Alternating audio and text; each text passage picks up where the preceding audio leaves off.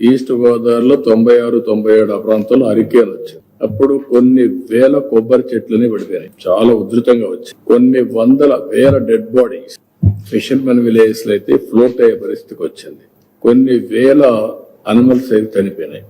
అనేక సార్లు అనేక సైక్లోన్ చూసినప్పుడు హైదరాబాద్ లో హుస్సేన్ సాగర్ తెగిపోతుంది, ఊరంతా కొట్టుకోబోతుంది కిందనంత చెప్పి పెద్ద భయంకరమైన వాతావరణం క్రియేట్ అయింది. అక్కడే ఉండి మానిటర్ చేశాం, దాన్ని కంట్రోల్ చేశాం. అదే మరిగా మన దగ్గర ప్రిపేర్ అయితే సూపర్ సైక్లోన్ ఒరిస్సా క్రాస్ అయితే మనం మెషర్ అక్కడికి పంపించాం.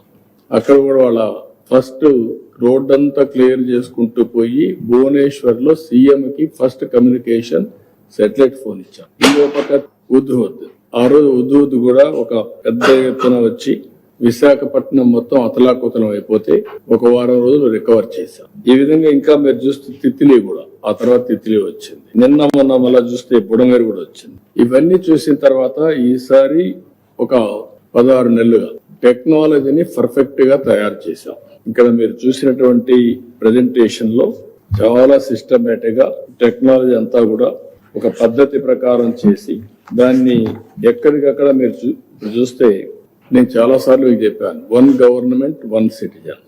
There are so many multi departments, line departments, ఒక్కొక్కరు ఒక్కొక్క ఫంక్షన్ చేస్తూ ఉంటారు.